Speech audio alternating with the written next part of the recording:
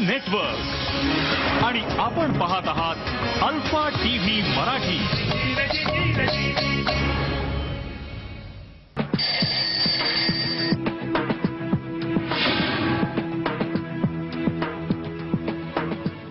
प्रेक्षको नमस्कार। नमस्कार अल्फाच्या आजच्या कार्यक्रमामध्ये मनापासून स्वागत करते। आज आपण चर्चा करणार आहोत ती स्वयंरोजगाराचे मार्ग या विषयावर आणि आपल्याला मार्गदर्शन करणार आहेत श्रीयुत हरीश। त्यांचं आपण मनापासून स्वागत करूया। नमस्कार। श्रीयुत हरीश परळकर यांना इथे आज आपण आमंत्रित केलेले आहे। वयाचा आणि अनुभवाचा दाखला त्यांना इथे द्यावा लागणारच नाही, आपल्याला कळेलच, परंतु थोडक्यात त्यांची माहिती देते की कायदा या विषयाला घेऊन त्यांनी पदवी संपादन केली, पण त्याचबरोबर त्यांनी विविध वयाच्या 9व्या वर्षापासून विविध अशा उद्योगधंद्यांमध्ये मन लावून यश मिळवण्याचा प्रयत्न केलाय। इथे फक्त उद्योगधंदे करून ही व्यक्ती थांबत नाही, तर या उद्योगधंद्यांवर विचार करून पुढच्या पिढीने याच्यासाठी काय काय गोष्टी आत्मसात करायला पाहिजे याचेही मुद्दे अतिशय उत्तमरित्या एका पुस्तकात नमूद केलेले आहेत। त्या पुस्तकाचं शीर्षक आहे 3 in 1। त्या पुस्तकाविषयी ओघाने ते आपल्याशी बोलतीलच, पण त्याचबरोबर ज्यांच्याबद्दल असं म्हटलं जातं की ही is a jack of all trades and master of many. जाणून घेऊया की स्वयंरोजगाराचा आणि या त्यांच्या व्यक्तिमत्वाचा काय संबंध असू शकतो। स्वयंरोजगार मी आज ठरवलं आणि उद्या सुरू केला असं असू शकत नाही, किंबहुना असं असेल तर तो यशस्वी होत नाही। म्हणून मग ही केव्हापासून प्रक्रिया सुरू पाहिजे, त्याच्यासाठी आवश्यक गुण काय, आपण मराठी माणूस आहोत तर यासाठी आपण कुठून सुरुवात करायला पाहिजे, जागतिकीकरणाचा आपल्या व्यवसायावर काही परिणाम होत असतो का, त्याचा पडसाद पडत असतात का, जाणून घेऊया या सगळ्याच दृष्टिकोनातून 1600221010 या क्रमांकावर तुम्ही संपर्कात राहा। सुरुवात करूया चर्चेला। सर, तुम्ही वयाच्या 9व्या वर्षापासून वेगवेगळ्या उद्योगधंद्यांना लागला, तर याच्याविषयी तुम्ही थोडक्यात आधी सांगा। मी वयाच्या 9व्या वर्षी मी पहिला उद्योगधंदा सुरू केला, तो फटाक्याचा सुरू केला। त्यानंतर माझ्या लक्षात आलं की मराठी माणसं उत्तुंग शिखरावर पोहोचलेली आहेत। उदाहरणार्थ लता मंगेशकर, सचिन तेंडुलकर आणि जुन्या काळातले छत्रपती शिवाजी महाराज, संत ज्ञानेश्वर, तुकाराम, डॉक्टर बाबासाहेब आंबेडकर, स्वातंत्र्यवीर सावरकर अशी उत्तुंग माणसं निर्माण झालेली आहेत। परंतु आपले जे आघाडीचे उद्योगपती आहेत, किर्लोस्कर यांचा जगातील 1000 सुद्धा नंबर लागत नाही। तात्पर्य काय की एवढा ग्रेट मराठी माणूस हा उद्योगधंद्यामध्ये अजून मागासलेला आहे। तर त्याच्यावर उपाय काय, तर 3 in 1 हा फॉर्म्युला आहे। First is conversation English, second is personality development and third is self employment. म्हणजे संभाषणात्मक इंग्रजी, व्यक्तिमत्व विकास आणि स्वयंरोजगार। आता संभाषणात्मक इंग्रजी यायचं असेल तर इंग्रजी भाषेत जवळजवळ 4 ते 5 लाख शब्द आहेत, तर ते तुम्हाला सगळे येण्याची गरज नाहीये। ते माझ्या पुस्तकात मी 3-1000 शब्द दिलेले आहेत। त्याचे तुम्हाला कोट्यावधी वाक्य कशी तयार करता येतात किंवा कसे जोक्स करता येतात हे सगळं दिलेलं आहे। बरं। त्याचप्रमाणे शेक्सपियरचे विचार तेही त्याच्यात दिलेले आहे। आणि समजा तुला चांगलं इंग्लिश येत नसेल बोलता, तरी तुम्ही दुसऱ्या माणसाशी कसं इंग्लिश बोलू शकता ते ट्रेड सिक्रेटही त्याच्यात दिलेलं आहे। Because a conversationalist is always a very good listener. आता पर्सनॅलिटी डेव्हलपमेंट म्हणजे व्यक्तिमत्व विकासाचे 2 भाग आहेत। एक म्हणजे तुमचे जे गुण आहेत, सगळ्या म्हणजे जगातल्या कुठल्याही तुम्हाला प्रगती करायची असेल तर पहिली गोष्ट म्हणजे you should know your self, म्हणजे तुम्ही स्वतःला ओळखलं पाहिजे। आणि त्याच्यात जे तुमचे चांगले गुण आहेत ते अत्युच्च म्हणजे परमोच्च शिखरावर नेले पाहिजे। That is 1 thing. आणि त्याचा दुसरा भाग असा आहे की आधुनिक जगात ज्या गोष्टी आवश्यक आहेत, उदाहरणार्थ कम्युनिकेशन स्किल, मार्केटिंग, सेल्समनशिप, आपलं तंत्रमंत्र कशाचं, तर मुलाखतीचं तंत्रमंत्र, आपले विचार मांडता येणं आणि शिक्षक किंवा इतर गुणाचे जे विचारवंत आहेत त्यांचे विचार तुम्हाला माहीत असणं आणि त्याच्यावर प्रभुत्व मिळवणं हे फार आवश्यक आहे। आणि हे शेवटी कशासाठी, तर स्वयंरोजगारासाठी। कारण यापुढच्या जगात कशाची शाश्वती नाहीये। समजा आज तुम्हाला एखाद्या मल्टीनॅशनल कंपनीमध्ये नोकरीला असाल, तुम्हाला 1 कोटी पगार आहे, उद्या तुमची नोकरी जाऊ शकते। बरोबर। किंवा तुम्ही चांगली नोकरी करत आहात तर तुम्हाला VRS घ्यायला लावला तर तुम्ही नंतर काय करणार? तर म्हणजे तहान लागल्यानंतर विहीर खणण्यापेक्षा you should know your yourself तुम्ही अशी प्रगती केली तर तुम्हाला म्हणजे आधुनिक जगात जगायला काहीच, कारण यापुढे कसलीच शाश्वती नसल्यामुळे you should have alternative arrangement of your bread and butter. आणि हा सगळा याचा उद्देश आहे. आता उदाहरणार्थ 10 कोटी मराठी माणसं आहेत तर त्यातल्या 1% लोकांनी आपली परंपरा सोडून समजा उद्योगधंद्यात शिरायचा विचार केला म्हणजे किती झाले 10 लाख. तर 10 लाख जर असे उद्योग सुरू झाले तर त्यांच्या पुढच्या पिढीला काहीच प्रॉब्लेम येणार नाही. शिवाय दुसरं असं की मराठी माणसं मागे का पडतात त्याचं मुख्य कारण आहे कॉन्व्हर्सेशनल इंग्लिश. आता जवळजवळ अमेरिका आणखीन UK मध्ये 30,000 जागा आहेत शिक्षक पेशाच्या. पण माझ्या माहितीप्रमाणे एकही मराठी व्यक्ती तिकडे गेलेली नाही. तिथे 5-10 वर्ष जर तुम्ही नोकरी केलीत तर तुमच्या आयुष्यात म्हणजे तुम्हाला इतर काय करायची काय गरज नाही. त्यात जेवढे तुम्हाला पैसे मिळतील त्याच्यात तुम्ही तुमचं आयुष्य व्यवस्थित चालू करू शकता. आणि उद्योगधंद्यासंबंधी मराठी माणसाला मुख्यतः 2 गैरसमज आहेत. एक, उद्योगधंद्याला खूप पैसा लागतो विच इज रॉंग. त्याला मेंटॅलिटी लागते. आता उद्योगधंद्यात पुढे आलेले समाज कुठले? गुजराती, पंजाबी, सिंधी, मारवाडी आणि हॉटेलच्या धंद्यातले उडपी लोक. आता हे लोक कधीच पैसे घेऊन इकडे आलेले नाही पण त्यांनी इथे उद्योगधंदा सुरू केला आणि म्हणजे चांगल्या अर्थाने प्रत्येक मराठी माणसाच्या खिशातून 1-1 रुपया काढला आणि ते कोट्यावधी झालेले आहे. बरोबर. तर उद्योगधंद्याला खूप पैसा लागतो इज अ रॉंग कॉन्सेप्ट. आणि सर मला दुसरी गोष्ट अशी की उद्योगधंदा म्हणजे ऑफिसेस, फॅक्टरीज, नंतर शॉप्स असं नाही. याच्या पलीकडे अनेक उद्योगधंदे आहेत. मी माझ्या पुस्तकात 32 उद्योगधंदे दिलेले आहेत की ज्याला जास्त भांडवल लागत नाही. तर भांडवलाचा बाऊ करून त्याच्यामध्ये न जाणं हा आजच्या काळात एक गुन्हाच ठरेल. नक्कीच. आता या भांडवल लागत नाही जास्त आणि शिवाय 32 तुम्ही संख्या सांगितली तर उत्सुकता प्रेक्षकांना असेलच. पहिला प्रश्न येतोय तो आपण घेऊया. नमस्कार वैशाली. वैशाली नमस्कार. हॅलो. हा नमस्कार. हॅलो. हा बोला. नमस्कार. नमस्कार. माझा प्रश्न असा आहे की होमवर्क आपण जे घरी आपण उद्योगधंदा करतोय त्यासाठी योग्य काय मार्गदर्शन की काय स्पेशली काय चूज असेल का? हाच करायचा तेच करायचं असं काही? बरं बरं बरं. मला मार्गदर्शन दिले तर मी आभारी होईल. त्यांना असं विचारायचंय की घरच्या घरून जर उद्योगधंद्याला सुरुवात करायची असेल तर कुठली तयारी आपण घरच्या घरी करू शकतो याच्याविषयी तुम्ही काही सांगू शकाल का? आता दिवसभर तुम्ही ज्या गोष्टी करता किंवा ज्या गोष्टी तुम्हाला आवश्यक आहेत, उदाहरणार्थ जगातले जे सर्वात श्रीमंत अशा 200 ज्या कंपन्या आहेत त्यातील 60% ह्या फूड इंडस्ट्रीशी कनेक्टेड आहेत. तर तुम्हाला ज्या लागणाऱ्या गोष्टी आहेत त्या घरच्या घरी सुरू करू शकता. पोळी भाजी किंवा ते आधी सुरुवात घरी करून नंतर तुम्ही इतरांना ते हे करू शकता. कारण यापुढच्या जगात गृहिणी 15 ते 20 मिनिटापेक्षा जास्त वेळ, I am talking about future, जास्त वेळ किचनमध्ये देणार नाहीये. तर त्यापासून तुम्ही सुरू करू शकता घरच्या घरी. बरोबर. इतरही काही गोष्टी असतील, पेय वगैरे असतील त्या तुम्ही निर्माण करू शकता किंवा तुम्ही क्लासेस घरी घेऊ शकता. कॉन्व्हर्सेशन इंग्लिश शिकवू शकता.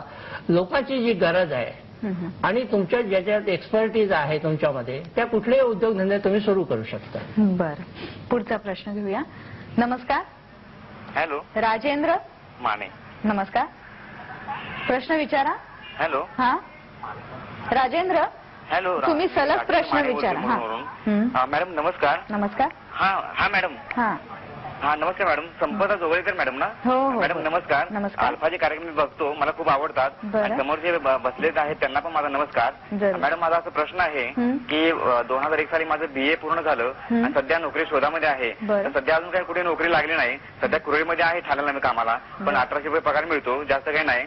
तर मला असं म्हणायचं आहे की भांडवल जे आणि पैसा जे लागतो स्वयंरोजगारासाठी तो मॅडम कुठून मिळायचा, म्हणजे कुठून उपलब्ध कुठून करायचा, त्यासाठी थोडंसं मार्गदर्शन. तुम्हाला भांडवलाची तशी काही गरज नाहीये. त्याचं कारण असं की मी माझ्या पुस्तकात 32 उद्योगधंदे दिलेले आहेत ज्याला भांडवल लागत नाही. तर भांडवलाचा बाऊ करण्यात काही अर्थ नाहीये आणि तुम्ही काय ऍक्च्युली काय करायचं, तुमचे इंडस्ट्रियल एस्टेट वगैरे जवळपास असेल तिथे जाऊन तुम्ही हे करा. आणि तुम्ही ज्या अर्थी BA झालेला आहात तेव्हा तुम्ही प्रूफ रिडिंग वगैरे करू शकता किंवा इतर उद्योगधंदे सुरू करू शकता, क्लासेस घरामध्ये घेऊ शकता, इतरही काही गोष्टी करू शकतात. आता ही एवढी यादी प्रचंड आहे तर ती सगळी काही इथे सांगणे शक्य नाही. पण तुम्हाला तुमच्यामध्ये काय क्वालिटीज आहेत त्या तुम्ही स्वतः ओळखा आणि त्याप्रमाणे तुम्ही त्याला सुटेबल असा कुठलाही उद्योगधंदा सुरू करू शकता. भांडवलाची काय गरज नाहीये. बरं, प्रेक्षकांना एक निवेदन आहे की आज त्यांनी ज्या 32 उद्योगधंद्यांचा सतत उल्लेख ते करतायत तर ते कोणते उद्योगधंदे आहेत ते तुम्हाला आमचा कार्यक्रम चालू असतानाच पाहायला मिळत राहील, त्याची तुम्ही नोंद करून घ्या. सर, तुम्ही म्हणताय की कुठली तुमच्यात गुणवत्ता आहे त्याप्रमाणे निवडून तुम्ही उद्योगधंदा करू शकता, पण त्याच्याकरता एक मेहनत, सातत्य, अभ्यास या सगळ्या गोष्टी लागतात. याच्याविषयी तुम्ही जरूर सांगा, पण हा प्रश्न आधी आपण घेऊया. हा, नमस्कार. पवन कुमार. हा, बोला. नमस्कार. हा, नमस्कार मॅडम. मी एक 22 वर्षाचा तरुण आहे. बरं. तर मॅडम मला जरा मार्गदर्शन हवं की कुठचा व्यवसाय करू, त्याबद्दल थोडं गाईडलाईन हवं. तुम्हाला कॉन्व्हर्सेशन इंग्लिश येत असेल किंवा येत नसेल तर तुम्ही कॉन्व्हर्सेशन इंग्लिश हे करा. नंतर दुसरं तुम्ही तुमची पर्सनॅलिटी डेव्हलप करा. आणि मी जे 32 उद्योगधंदे दिलेले आहेत त्यापैकी तुम्हाला जो सुटेबल आहे, कारण तुम्हाला जो सुटेबल आहे तो त्याला डिमांड आहे की नाही, ते शेवटी हे डिमांड आणि सप्लायचं आहे. एखादी गोष्ट तुम्हाला उत्तम जर येत असेल तर ते चांगलंच आहे, पण त्याला बाजारात डिमांड आहे की नाही याचा तुम्ही विचार करा आणि त्याप्रमाणे कुठलाही उद्योगधंदा तुम्ही सुरू करू शकता. बरोबर. आता सर, जशी मागणी आहे तसं पुरवठा करणं याच्याविषयी तुम्ही बोलला, पण आताच्या जमान्यामध्ये आपण जे तयार करतोय त्याची गरज समाजात निर्माण केली जाते. हा एक मार्केटिंगचा वेगळा भाग आहे. याच्याविषयी काय सांगाल? त्याची गरज निर्माण करण्यासाठी तुम्हाला मार्केटिंग स्किल पाहिजे. उदाहरणार्थ आता तुम्ही अमेरिका, वेस्टर्न कंट्रीजमध्ये बघितलं तर ते लोक त्यांच्या म्हणजे जे कृत्रिम असे जे प्रॉडक्ट्स आहेत, म्हणजे अगदी अलंकारिक भाषेत सांगितलं तर ते त्यांच्या मार्केटिंग स्किलवर त्यांचं शेण आहे ते आपल्याकडे सोनं म्हणून विकलं जातं आणि आपण आपलं सोनं हे शेण म्हणून फेकून देतो. असं एक म्हणजे कन्क्लुजन आपल्याला काढता येईल. तर त्यांच्याकडून त्यांचे म्हणजे सेक्स आणि व्हायलन्स ह्या ज्या त्यांचे दुष्परिणाम आहेत ते न घेता जर आपण त्यांच्याकडून त्यांचं मार्केटिंग स्किल उचललं आणि ते जर आपण जर आत्मसात केलं तर आपल्या देशामध्ये एवढी प्रचंड संस्कृती आहे आणि एवढा आपली परंपरा आहे, वी कॅन सेल दॅट. आणि त्याच्यासाठी तुम्हाला कॉन्व्हर्सेशन इंग्लिश येणं फार महत्व आहे. उदाहरणार्थ वेदांत, महाभारत, रामायण किंवा योग, आयुर्वेद याचा तुम्ही संबंध जगभर प्रसार करू शकता आणि त्याच्यापासून यू कॅन सेल युअर संस्कृती, you can earn lot of dollars. बरोबर. आणि मगाशी जे मुद्दे मी चर्चेसाठी घेतले की सातत्य, म्हणजे तुम्ही आता संपादन करता किंवा प्रूफ रिडिंग करता आणि कैक तास तुम्ही ते बसून करता, तर याच्याविषयी तुम्ही जरूर बोला तुमच्या अनुभवाविषयी. त्याआधी इंदूरहून एक प्रश्न येतो तो आपण घेऊया. नमस्कार, Prajakta. Hello, good afternoon ma'am. माझा प्रश्न आहे की जसं माझी आई आहे ती आता पण टीचिंगच्या फील्डमध्ये होती, 50 वर्ष वय आहे, ती आता काही स्वरोजगार म्हणून करण्याची इच्छुक आहे. तर तिच्याकरता कोणता रोजगार उत्तम असेल आणि त्याच्यात जे इन्व्हेस्टमेंट आहे ते काय असेल, आणि जर ती शेअर ब्रोकरेजचा हे करण्याची इच्छुक असेल तर त्याला काय हे बेनिफिट आहे? या संदर्भात तसे I mean sky is the limit, sky is the limit. पण मुख्य प्रश्न काय आहे की काळ जसा बदलत जातोय त्याप्रमाणे कालची जी चेन होती ती आज म्हणजे तो काय त्याला म्हणतात मूलभूत गरज झालेली आहे. तर अशा कोणत्या आहेत तर अन्न, वस्त्र, निवारा, हवा, वीज, पाणी, संस्कार, शिक्षण, आरोग्य आणि सुरक्षा, हे 10 कमांड्समेंट झाले. याच्याशी प्रत्यक्ष व किंवा अप्रत्यक्ष असा संबंध असणारा कुठलाही उद्योगधंदा तुम्ही सुरू केलात आणि योग्य तारतम्य बाळगलं आणि फारसा बिंडोकपणा केलात नाही तर तुम्हाला अपयश येण्याची सुतराम शक्यता नाही.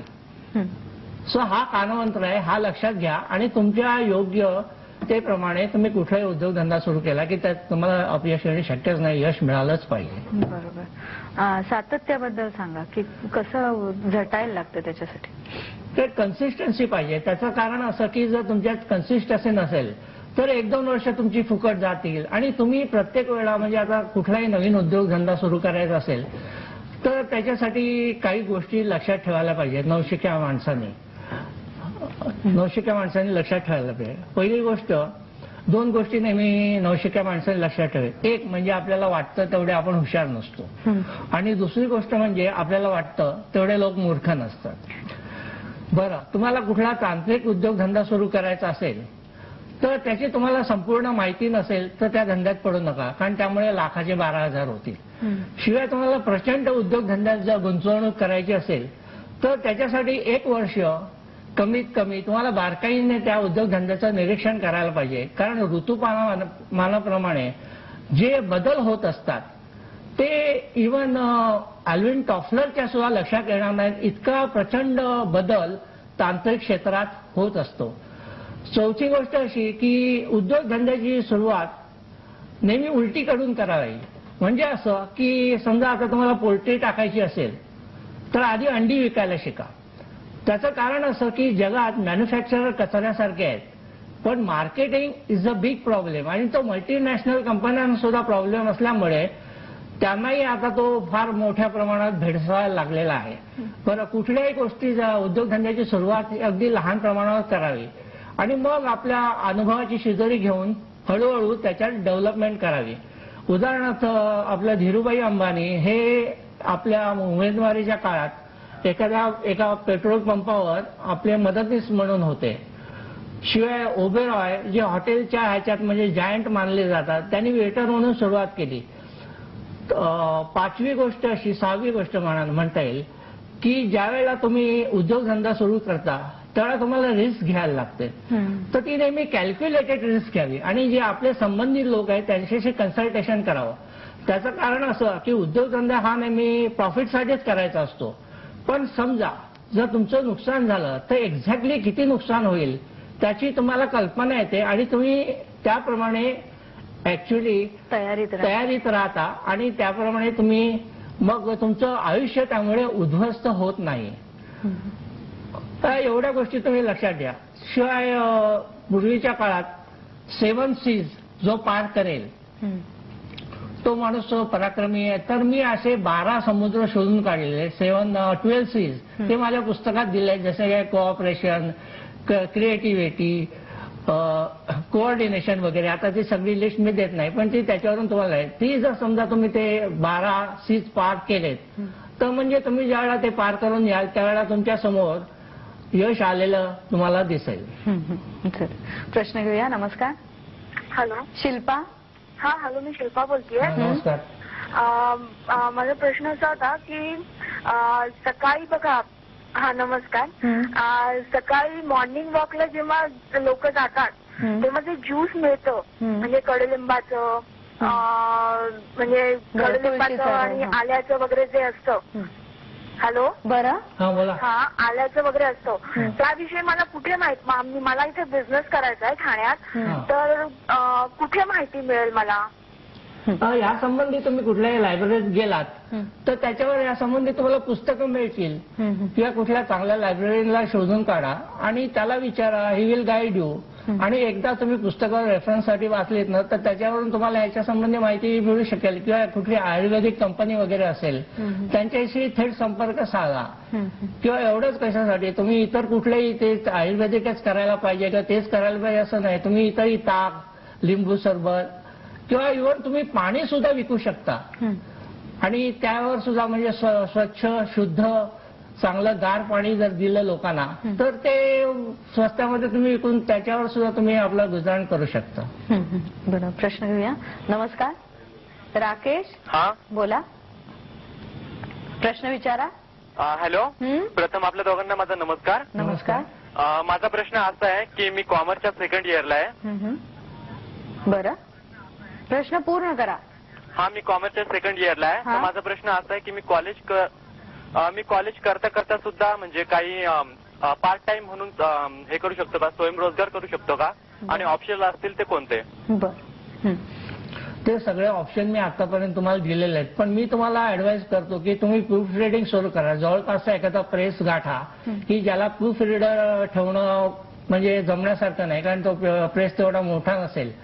तर त्याच्यासाठी तुम्ही त्याला कॉन्टॅक्ट करा. आणखीन ऍज ए पार्ट टाइम किंवा फ्रीलान्स प्रूफ रिडर म्हणून सुरुवात करा. काही दिवसांनी तुम्हाला त्याच्यावर जर कमांड आली तर तुम्ही मग एडिटिंग वगैरे करू शकता, किंवा बारीक सारीक ज्या इतर गोष्टी आहेत ज्या लागतात गरजा, म्हणजे एक यादी तयार करा की सकाळी उठल्यापासून रात्री झोपेपर्यंत तुम्हाला कुठल्या वस्तू लागतात त्याची एक यादी तयार करा, आणि त्या यादीमधल्या कुठल्या गोष्टी तुम्ही करू शकता याचा विचार करा, आणि त्याप्रमाणे तुम्ही सुरुवात करा ते मॅन्युफॅक्चर करायला किंवा ते सेल करायला. जे दुसरे मॅन्युफॅक्चर असतील त्याच्याकडून घेऊन तुम्ही ते सेल करू शकता. बरोबर. आता ज्या वेगवेगळ्या रेस्टॉरंट्स मधनं किंवा आता पिझ्झा हा पदार्थ घेतला तर अशा प्रकारच्या रेस्टॉरंटमध्ये तरुण मुलं तिथे दिसतात काम करताना. तर अशा कॉलेजमध्ये जाता जाता काम करण्याची जी पद्धत आहे जी पाश्चिमात्यांकडून आलेली त्याच्याविषयी काय सांगा? ही फार चांगली गोष्ट आहे. म्हणजे पाश्चिमात्यांच्याकडून त्यांचं सेक्स आणि व्हायलन्स उचलण्यापेक्षा तुम्ही त्यांचे जे डिग्निटी ऑफ लेबर हा त्यांच्यात फार मोठा गुण आहे तो जो उचललात तर ते फारच चांगलं आहे. कारण त्यामुळे एकदा तुम्हाला डिग्निटी ऑफ लेबर केली, लेबरचं महत्व कळलं की जगातला कुठलाही बारीक सारीक उद्योगधंदा याच्याविषयी तुम्हाला म्हणजे लाज वाटणार नाही. आणि ही फार मोठी गोष्ट आहे, कारण जे मोठमोठे जे उद्योगपती झालेले आहेत त्यांनी ह्या गोष्टीचा फार बारकाईने अभ्यास केला आणि त्यामुळेच ते पुढे आलेले आहेत. त्यामुळे व्हाईट कॉलर सोडून पाश्चिमात्य लोकांच्याकडे सगळ्याच गोष्टी वाईट असतात अशातली गोष्ट नाही, तर त्यांच्या चांगल्या गोष्टी उचलल्या आणि ही त्याच्यापैकीच एक आहे की डिग्निटी ऑफ लेबर. तर हे करायला काहीच हरकत नाही आणि you can earn your living. प्रश्न बघूया. नमस्कार. संजना. संजना. हॅलो. बोला. हॅलो, मी संजना बोलते ठाण्यावरून. हा, मला स्वयंरोजगाराबद्दल विचारायचं होतं सरांना. मी फिजिकली हँडिकॅप आहे, अपंग आहे घरामध्ये. बरं. तर मी काय करू शकते? म्हणजे मी फूड मध्ये करत होती आधी, तर त्याच्याबद्दल मला भांडवल काय, भांडवलाविषयी काय मिळेल का? बरोबर. पण तुम्ही अपंग कोणत्या प्रकारविषयी? संजना, तुम्हाला कोणत्या प्रकारचं अपंगत्व आहे? मी पायाने अपंग आहे. बरं. तुमचं एज्युकेशन कॉलेज पण मी चालू फिरू शकते, दिवाळीत आहे. शिक्षण किती झालंय असं विचारताय? 10वी झालेलं आहे. बरं. 10वी पर्यंत शिक्षण झालंय. तर तुम्ही बेबी सिटिंग करू शकता. म्हणजे तुमच्या आसपास कोणाला वगैरे तशी काही गरज असेल तर ते तुम्ही बघा, किंवा टेली मार्केटिंग तुम्ही करू शकता. टेलिफोनवरून तुम्ही दुसऱ्या लोकांचं मार्केटिंग करू शकता आणि ह्याच्यासाठी तुम्ही अभ्यास करायला पाहिजे.